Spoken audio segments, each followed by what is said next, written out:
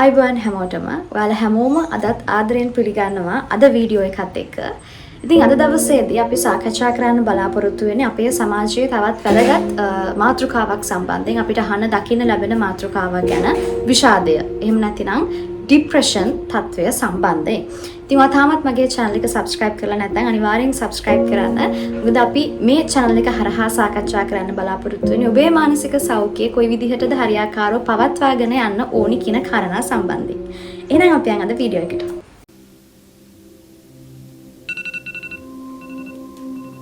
Depression. එහෙම නැත්නම් විෂාදය.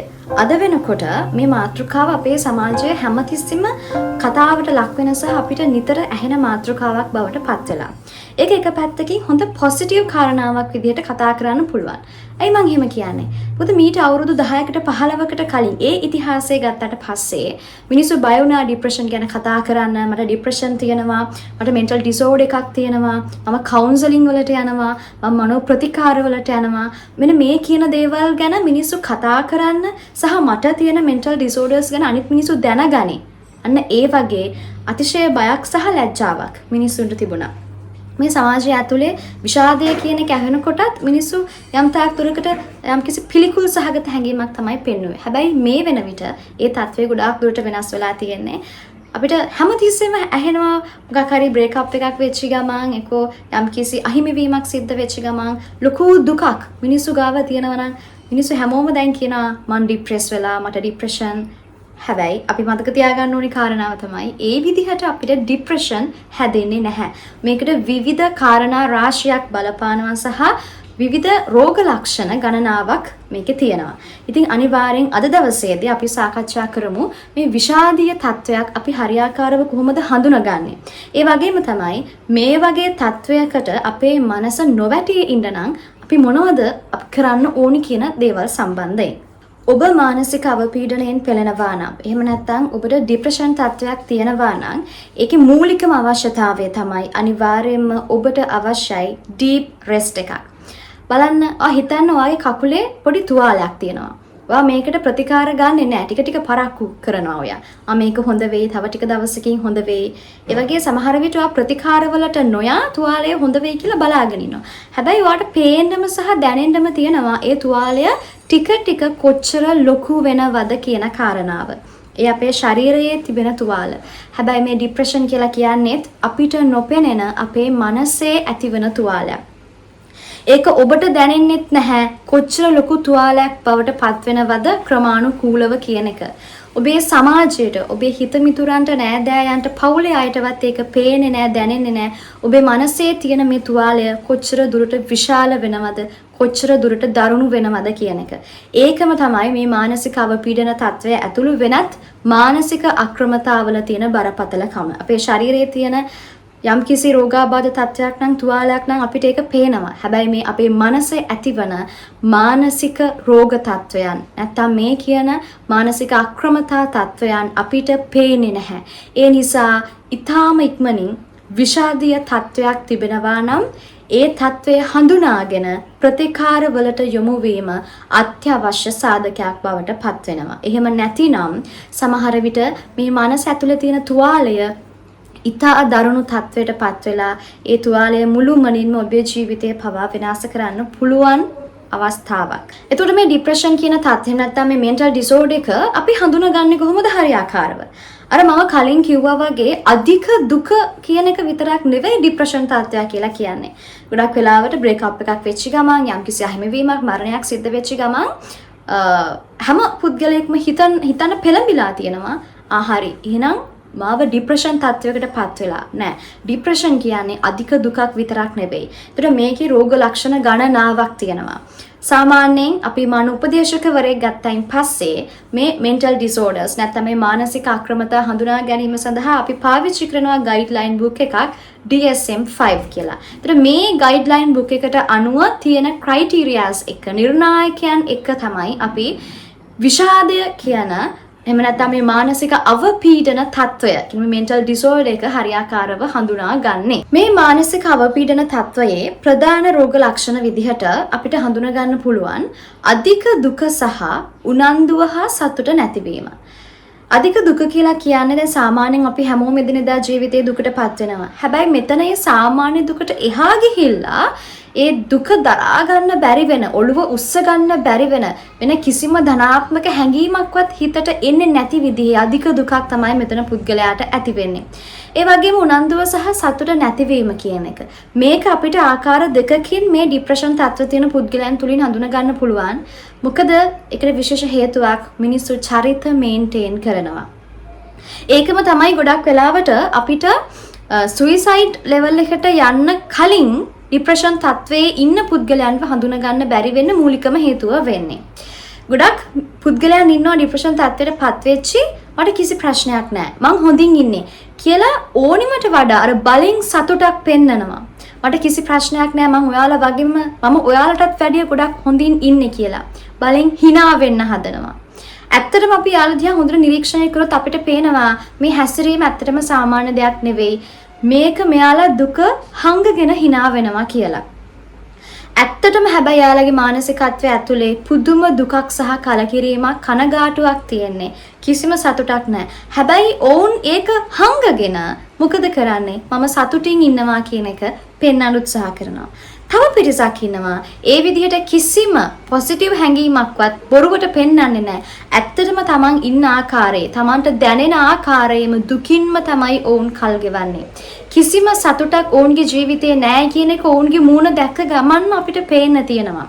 ගොඩාක් වෙලාවට නිදිබර දෙනෙත් ඇස් කළු වෙලා, මූණ මලානික වෙලා, ශරීරය අප්‍රාණික වෙලා වගේ මෙන්න මේ වගේ හැසිරීම් රටාවන් සහ ඔවුන්ගේ මුහුණ ඉරියව් තුළින් අපිට අඳුන ගන්න පුළුවන් එදිනෙදා ජීවිතයේ අපි සමීපවම ආශ්‍රය කරන පුද්ගලයෙක් නම් මේ කියන වෙනස්කම් ටික. ඒ වගේම අනිකුත් රෝග ලක්ෂණ විදිහට අපිට හඳුනා ගන්න පුළුවන් බලාපොරොත්තු රහිත බව. ඒ වගේම තමයි ශක්තිය පිරිහීම, මතකය සහ තීරණ ගැනීම සම්බන්ධයෙන් ඇතිවන ගැටලු, අධික ලෙස කෝප සහගත හැසිරීම, වරදකාරී හැඟීම, ඒකත් එක්කම නින්දේ ගැටලු. අපි කියනවා ඉන්සොම්නියා සහ හයිපර්සොම්නියා.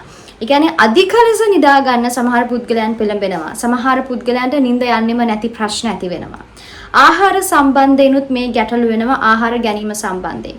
සමහර පුද්ගලයන්ට හොඳ ආහාර රුචියක් තියෙනවා. වැඩිපුර ඒ නිසා එයාලා ආහාර ගැනීමට පෙළඹෙනවා. ඒ නිසා ඊටාම ඉක්මනින් ශරීරයේ බර වැඩිවීමක් ඇති වෙනවා. ඒ වගේම තව පුද්ගලයන් පිරිසක් ඉන්නවා ආහාර රුචිය අඩුවීම නිසා ආහාර ගැනීමේ හැකියාව නැති වෙනවා. ඒ නිසා ඊටාම ඉක්මනින් ශරීරයේ බර අඩුවීමක් සිද්ධ වෙනවා.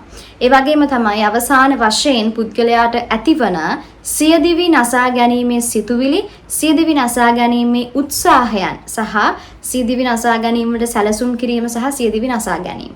මෙන්න මේ කියන රෝග ලක්ෂණ තත්වයන් ප්‍රධාන වශයෙන් අවම සති දෙකක කාලයක්වත් අඛණ්ඩව එක දිගට යම්කිසි පුද්ගලයෙක් තුලින් අපිට හඳුනා ගන්න පුළුවන්කම තියෙනවා නම් අන්න එතෙන්දී කියන්නේ මේ රෝග ලක්ෂණ වලින් අඩුම පහක්වත් එක දිගටම අපිට හඳුන ගන්න ඕනි සති දෙකක කාලයක්වත්.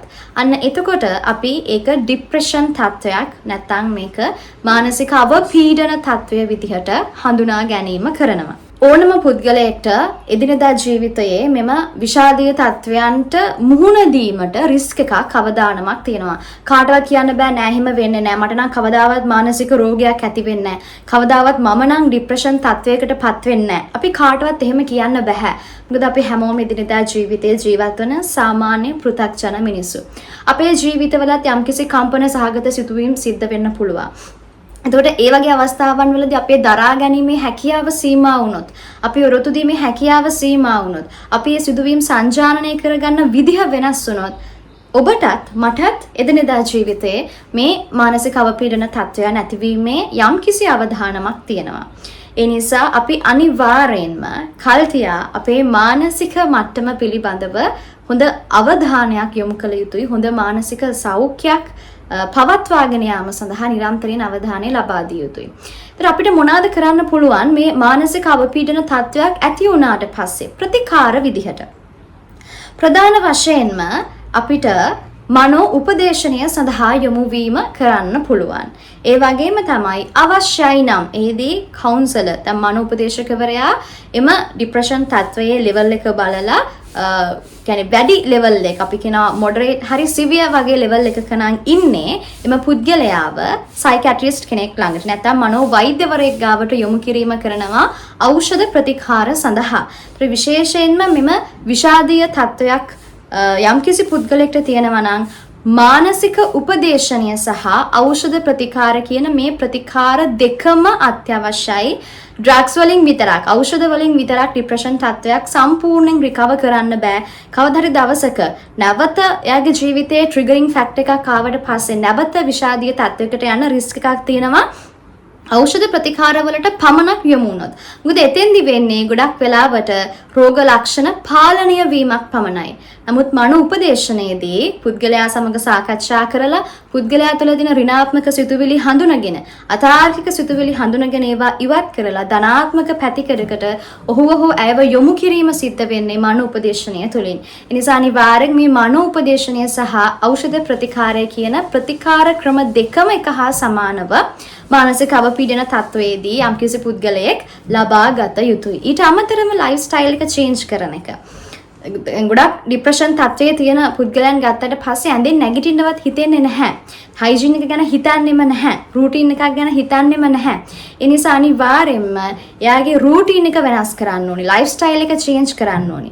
අලුතින් ගෝල් එයාට හදලා දෙන්න ඕනි. මොනවා හරි ෂෝට් ටර්ම් විදියට හරි ලොන්ග් ටර්ම් විදියට හරි ඇක්ෂන් ප්ලෑන් එකක් විදිහට මේ ගෝල් සෙටින් ප්‍රෝග්‍රෑම් එකක් යන්න ඕනේ. ඒතර එදිනෙදා ජීවිතයේ පවුලේ අයගේ සපෝට් එක මෙතෙන්දී අනිවාර්යෙන් වැදගත් වෙනවා ඒ පුද්ගලයාට ඊටාම ඉක්මනින් රිකවර් වෙන්න. ඒතර මේ විදිහට ප්‍රතිකාර සැලැස්මක් ඔස්සේ යම්කිසි පුද්ගලයෙක් මානසික අවපීඩන තත්වයේ ඉන්න කෙනෙක් මේ විදිහට ප්‍රතිකාර ගන්නවා නම් ඊටා ඉක්මනින් රිකවර් වෙන්න වැඩි සම්භාවිතාවක් තියෙනවා.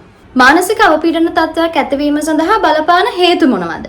ප්‍රධාන වශයෙන්ම ජානමය හේතු බලපාන්න පුළුවන්. කලින් පරම්පරාවේ කෙනෙක්ට යම්කිසි මානසික අක්‍රමතාවයක් තිබුණා නම් පසු පරම්පරාවේ කෙනෙක්ට ඒකේ රිස්ක් එකක් තියෙනවා.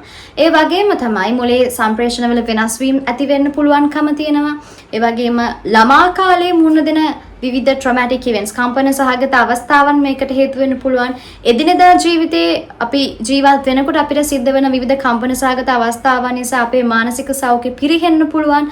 මෙන්න මේ වගේ හේතු සාධකත් එක්ක පුද්ගලයාගේ මානසික සෞඛ්‍ය පිරිහීම නිසා මේ කියන විෂාදීය තත්වයකට පත් වෙන්න වැඩි අවධානමක් තියෙනවා. ඉතින් ඒ නිසා මෙතෙන්දී අපි වැඩි අවධානය යොමු කරන්න ඕනේ එදිනෙදා ජීවිතේ අපේ මානසික සෞඛ්‍ය හරියාකාරව පවත්වාගෙන යන්න. ඒ වෙනුවෙන් අපිට මොනවද කරන්න පුළුවන්? ප්‍රධානම දෙයක් තමයි ඉමෝෂන්ස් රිලීස් කරන්න. ඔබට ඇතිවන දුක, තරහව, වේදනාව, වරදකාරී හැඟීම් මේ හැමදේම ඔබට පුළුවන් හරියාකාර විදිහට රිලීස් කරන්න. ඔබට ජර්නලින් කරන්න පුළුවන්. ඔබේ දුක වේදනාව කියන්න කවුරුත් නැත්නම් ඔයාට හිතෙන දේවල්, ඔයාට දැනෙන දේවල් කොලයක ලියන්න, පොතක ලියන්න. එතකොට මේ වගේ ජර්නලින් කරන්න පුළුවන්. ඒ හරහා ඔබට පුළුවන් ඔබේ ඉමෝෂන්ස් රිලීස් කරගන්න. ඒ වගේම තමයි හොඳ ප්‍රමාණවත් නිින්දක් ලබා ගැනීම, පෝෂ්‍යදායී ආහාර වේලක් ලබා ගැනීම, අනිවාර්යෙන්ම දුරකථන, ලැප්ටොප්, පරිගණක මෙන්න මේ වගේ විද්‍යුත් උපාංග වලින් පුළුවන් තරම් විශේෂයෙන් මොබයිල් ෆෝන් එකෙන් ඈත් වෙන්න. රැට නිදාගන්න යන්න කලින් පැයකට හෝ පැය දෙකකට කලින් ෆෝන් එකෙන් අයින් වෙන්න. ඒ වගේම තමයි උදේට නැගිටට පස්සේ පැය දෙකක් විතර යනකම් ආයි ෆෝන් එක අතට ගන්න එපා. මොකද සමහර විට මේකෙන් සිද්ධ වෙන බලපෑම ඔබ නොදැනුවත්වම අනාගතයේ දවසක වැඩි අවධානමක් ඇති කරන්න පුළුවන් යම්කිසි මානසික සෞඛ්‍ය පිරිහීමක් ඇති කරන්න. ඒ වගේම තමයි හරිම සුබවාදී විදිහට හැම දෙයක්ම බාර ගන්න. සුබවාදී විදිහට හිතන්න පටන් ගන්න. ග්‍රැටිටියුඩ් ප්‍රැක්ටිස් කරන්න. ස්තුතිවන්ත වෙන්න. මත්ද්‍රව්‍ය, මත්පැන් මේ කියන දේවල් වලින් හැකි තාක් ඈත් වෙන්න උත්සාහ කරන්න. ව්‍යායාම කරන්න, ඇක්ටිව් විදිහට ඉන්න. ඒ වගේම තමයි එදිනෙදා ජීවිතයේ සපෝට් සිස්ටම් එකක් හදාගන්න. පොසිටිව් වයිබ් එකක් තියෙන මිනිස්සු ආශ්‍රය කරන්න. මෙන්න මේ වගේ දේවල් තුලින් ඔබට පුළුවන්කම තියෙනවා එදිනෙදා ජීවිතයේ ඔබේ මානසික සෞඛ්‍ය ඉතා හොඳින් පවත්වාගෙන යන්න. ඒතර ඔබ මානසිකව ලෙඩ වෙන්න තියෙන සම්භාවිතාවය සෑහෙන අඩුයි. ඉතින් අද දවසේදී අපි සාකච්ඡා කරේ මේ විදිහට විෂාදීය තත්ත්වයක් අපි හරියටම හඳුනාගන්නේ කොහොමද? ඒක ඇති වෙන්නේ කොහොමද? සහ එහිදී අපි ප්‍රතිකාර ලබා ගන්න ඕනි කොහොමද? ඒ වගේම දීර්ඝකාලීනව අපේ මානසික සෞඛ්‍ය පවත්වාගෙන යන්න ඕනි කොහොමද කියන කාරණාව සම්බන්ධයෙන්. ඉතින් අපි ඉදිරියටත් මේ වගේම වීඩියෝ එකකින් හම්බ වෙමු. එතෙක් ඔබට සුබ දවසක්.